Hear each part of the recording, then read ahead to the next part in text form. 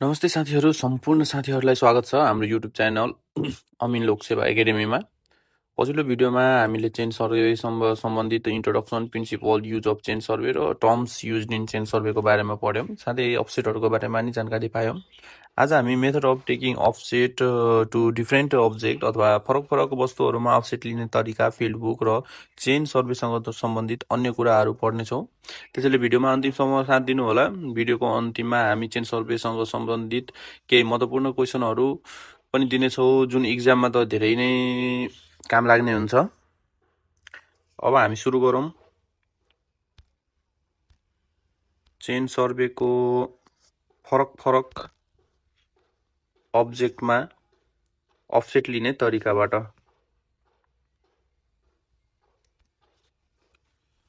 Chain सर्वेमा फरक फरक डिटेलहरूको लागि फरक फरक तरिकाले अफसेट लिने गरिन्छ, जसमा के भनेको छ भने एउटा अब्जेक्टको लोकेसन,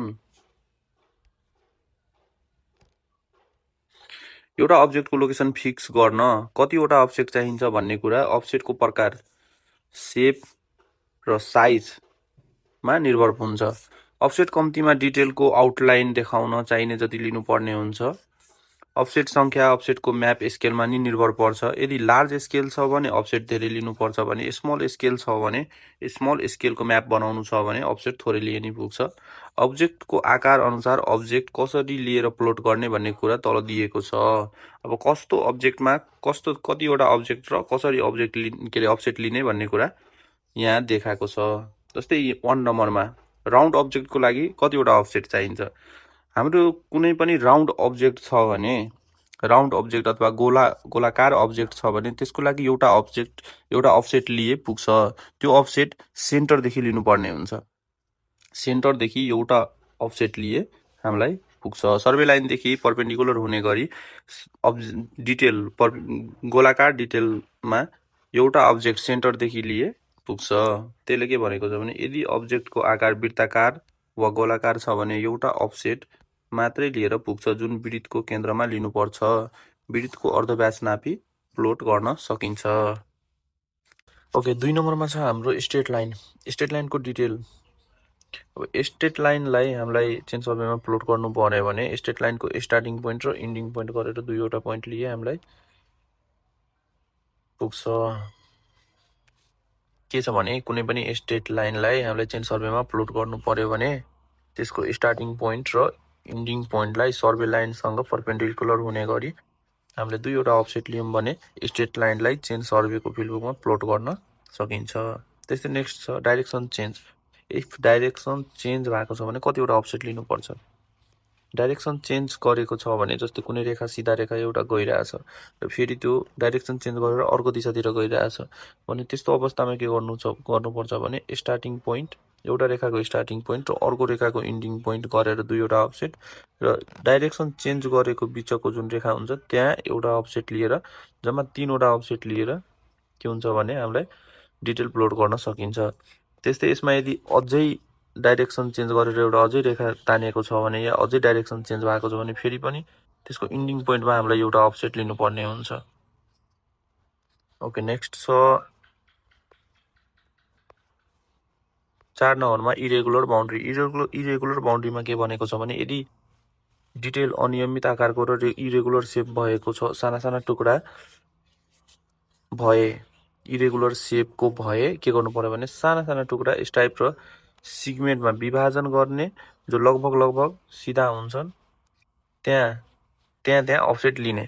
यस्तो डिटेलहरू धेरै शुद्धताका साथ फिक्स गर्न जति सक्दो धेरै अफसेट लिनुपर्ने हुन्छ। भन्नुको अर्थ के हो भने यदि इरेगुलर सेप छ भने इरेगुलर सेपमा हामीलाई के गर्नुपर्छ भने धेरै इरेगुलर छ भने सक्दो धेरै अफसेट लिने र धेरै इरेगुलर छैन भने थोरै अफसेट लिएर नि प्लोट गर्न सकिन्छ। जति धेरै अफसेट लियो इरेगुलर डिटेलमा त्यति धेरै शुद्धता बढी आउने हुन्छ। बाउन्ड्री फेयर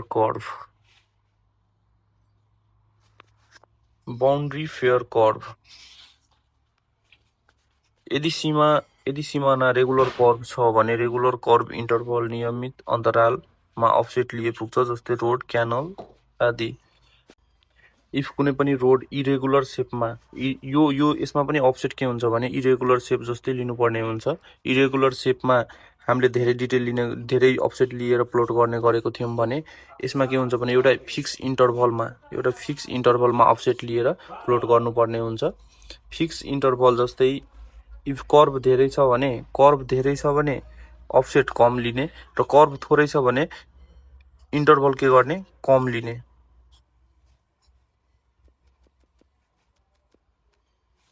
हाम्रो जस्तै कुनै रोड या क्यानल भइगयो क्यानलको कर्भ धेरै छ भने के गर्नु पर्यो भने अफसेट इन्टरभल जुन हुन्छ अफसेटको जुन इन्टरभल हुन्छ त्यो कम लिनुपर्ने हुन्छ र इफ कर्भ थोरै कर्भ छ भने अफसेटको इन्टरभल जुन हुन्छ त्यो धेरै लिए नै हुन्छ। यसरी एउटा फिक्स इन्टरभलमा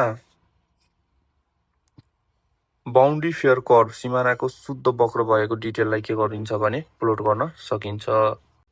6 मा दिएको छ हाम्रो गेटलाई प्लोट गर्नको लागि कुनै पनि घर वा कुनै पनि बिल्डिङको गेटलाई प्लोट गर्नु पर्यो भने त्यसको दुईवटा पोस्ट जुन हुन्छ पोस्टको दुईवटा पोइन्टमा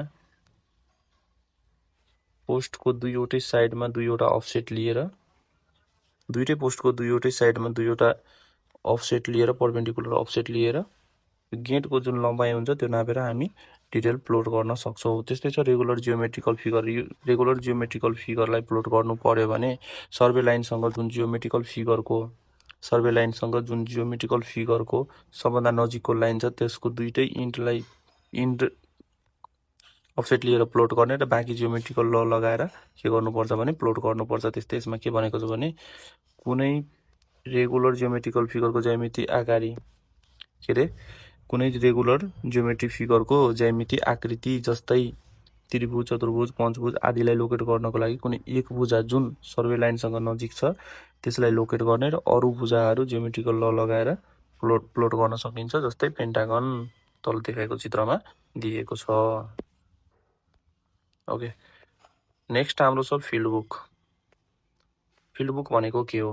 फिल्ड बुक भनेको कुनै पनि हामी चेन सर्वेमा जुन फिल्डमा गएर डाटाहरू रेकर्ड गर्छौँ त्यो रेकर्ड गरेर जुन डाटाहरू राख्ने काम गर्छ जुन पेपरमा त्यसलाई के भनिन्छ भने फिल्ड बुक भनिन्छ। कुनै पनि चेन सर्वेमा रेकर्ड गरेको डाटाहरू राख्नको लागि जुन एउटा बुक युज गरिन्छ त्यसलाई के भनिन्छ भने फिल्ड बुक भनिन्छ। यसको डेफिनेसन के दिएको छ भने सर्वे कार्यको बेला गरिने कामलाई मापनलाई मान र स्केच कच्चा नक्साद्वारा रेकर्ड गर्न प्रयोग गरिने कुनै पनि किताब फिल्ड बुकमा भनिन्छ। फिल्ड बुकमा जहिले पनि फिल्डमा लिएको डाटा मात्रै रेकर्ड गरिन्छ। अर्को सरल भाषामा चेन सर्वेमा प्रयोग हुने फिल्ड बुकलाई बुझ्नुपर्छ। चेन सर्वेमा चेन वा टेपले नापिएको मानहरू रेकर्ड गर्न लेखिएको सुरक्षित राख्न प्रयोग हुने किताब नै चेन सर्वेको फिल्ड बुक हो।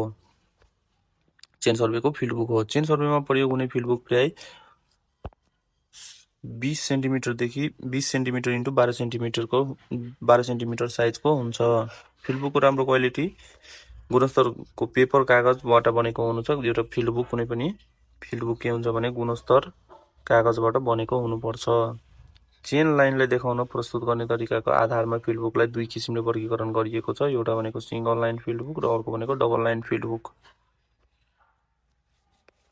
सिंगल लाइन फिल्ड बुक भनेको के हो? सिंगल लाइन फिल्ड बुक भनेको कुनै पनि फिल्ड बुकमा इफ एउटा मात्रै रेखा कोरिएको छ, रातो रेखा कोरिएको छ भने त्यस्तो फिल्ड बुकलाई के भनिन्छ भने सिंगल लाइन फिल्ड बुक भनिन्छ। फिल्ड बुकको प्रत्येक पानामा बीचदेखि सर्वे लाइनलाई देखाउन एउटा रातो ठाडो रेखा खिचेर तयार गरिएको फिल्ड बुकलाई सिंगल लाइन फिल्ड बुक भनिन्छ। यो फिल्ड बुकमा के हुन्छ भने चाइनेज चेन लाइनमा लेखिएको हुन्छ। त्यस्तै अफसेटहरू चेन लाइनको दायाँ र बायाँ स्केच सहित रेकर्ड गरिन्छ। अफसेटहरू जुन हुन्छ त्यो चेन लाइनको डिटेलसँगै प्लोट गरिन्छ। त्यस्तै के भनेको छ भने अर्को यसमा चेन लाइनमा चाइनेज लेख्नुपर्छ भने कुनै स्टेसनबाट अफसेट लिएको ठाउँको दूरी पनि चेन लाइनमा नै लेखिन्छ। यसरी दूरीहरू लेख्दा पुरा अङ्क अर्थात् दशमलवभन्दा अगाडिको अङ्क र सङ्ख्यालाई चेन लाइनको बायाँपट्टि लेखिन्छ भने दशमलव पछाडिको अङ्कलाई चेन लाइनको दायाँपट्टि लेखिन्छ। जस्तै 20.52 मिटर अफसेट छ भने अथवा चाहिने छ भने के लेख्नुपर्छ भने 20 लाई बायाँपट्टि र पोइन्ट पछिको 52 लाई दायाँपट्टि लेख्नुपर्छ।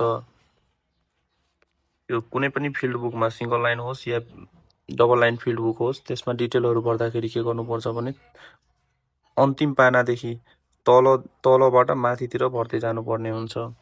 त्यही भनेको छ। फिल्ड बुक भर्दा लास्ट पेज अन्तिम पानाबाट पहिलो पानातिर भर्दै जानुपर्ने हुन्छ र तलबाट माथितिर जान्छ, अर्थात् दूरीहरू र डिटेलहरू तलबाट माथितिर भरिन्छ। सिंगल लाइन फिल्ड बुक प्राय लार्ज स्केलका कार्यको लागि प्रयोग हुन्छ। लार्ज स्केलको म्यापिङ गर्नु पर्यो भने त्यस्तो एरियामा कुन फिल्ड बुक युज हुन्छ भने single line field book use हुन्छ।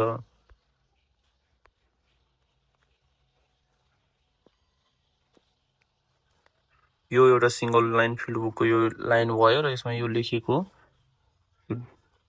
चाहिने जरुरी छ र अफसेट भने डिटेलसँगै लेखिन्छ। त्यस्तै पोइन्ट पछिको भाग एउटा भाग यो साइड लेखिन्छ, लेफ्ट साइड लेखिन्छ भने अर्को साइड, अर्को पोइन्ट पछिको अर्को भाग राइट साइड लेखिन्छ।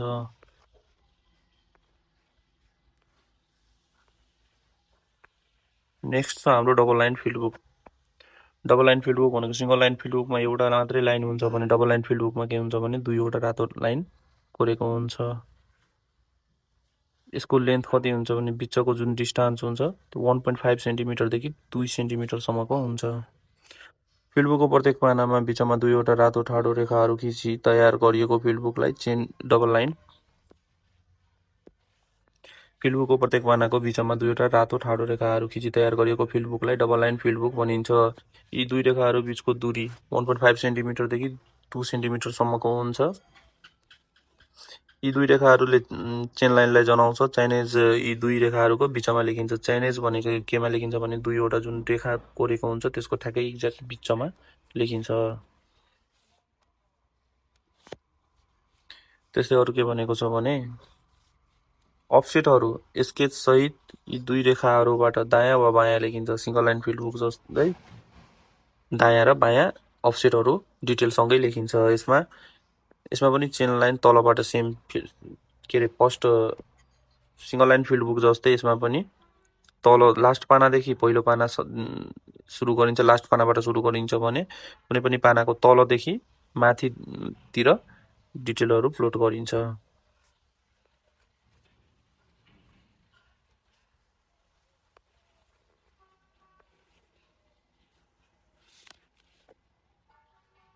ओके, चेन सर्वेको सुरुवातमा निम्न विवरणहरू उल्लेख गर्नुपर्ने हुन्छ। चेन सर्वेको सुरुवातमा सुरु गर्दाखेरि निम्न विवरणहरू गर्नुपर्ने हुन्छ।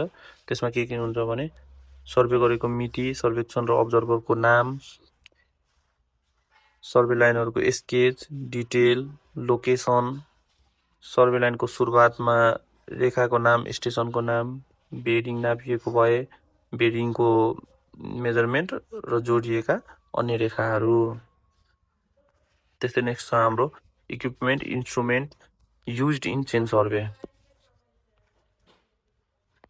चेन सर्वेमा कुन कुन इक्विपमेन्टहरू युज हुन्छ? चेन सर्वेमा युज हुने इक्विपमेन्टहरू के छ भने chain, arrow, tape, ranging rod, offset, optical square अर्थ क्रस स्टाफ अथवा box sextant, peg, plumb bob, hammer, survey field book र अब्नी लेभल।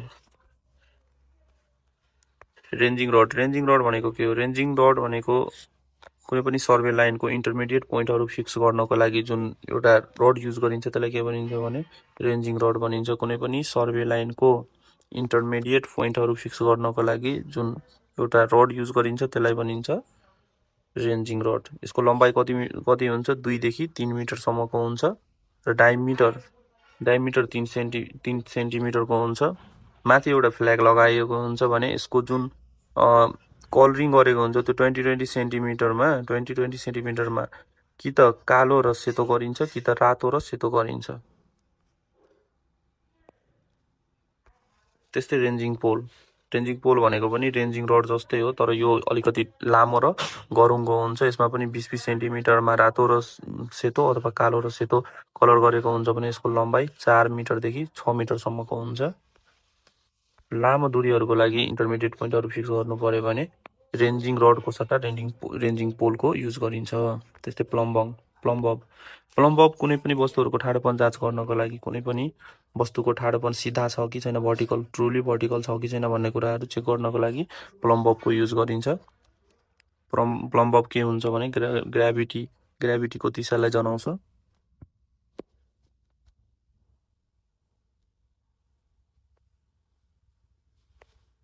नेक्स्ट आउँछ हाम्रो एरो। चेन सर्वेमा चेन लाइनमा चेनिङ गर्दाखेरि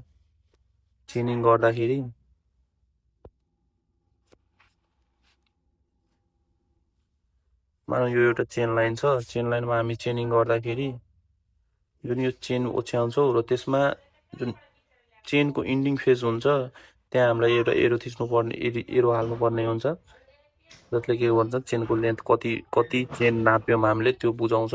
त्यसलाई के भनिन्छ भने एरो भनिन्छ। यसको लम्बाइ 40 सेन्टिमिटरसम्म हुन्छ अथवा 400 mm सम्म हुन्छ र यसको डायमिटर के हुन्छ 4 mm सम्म हुन्छ। माथिको जुन एरोको घुमेको भाग हुन्छ, त्यो 50 mm सम्म, माथिको जुन घुमेको भाग हुन्छ सर्कुलर भाग त्यो 50 mm सम्म हुन्छ।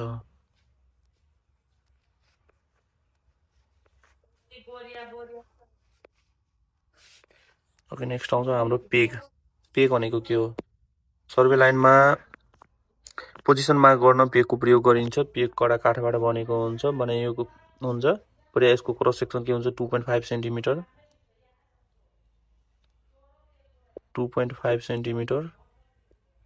को हुन्छ, वर्ग स्क्वायर सेन्टिमिटरको हुन्छ भने कडा सोइल छ भने 15 सेन्टिमिटरसम्मको पेग युज गरिन्छ भने लुज सोइल छ भने के गर्नुपर्छ 40 सेन्टिमिटरदेखि 60 सेन्टिमिटरसम्मको पेग युज गरिन्छ, जसको क्रस सेक्सन 4 सेन्टिमिटरदेखि 5 सेन्टिमिटर स्क्वायर सेन्टिमिटरको हुन्छ।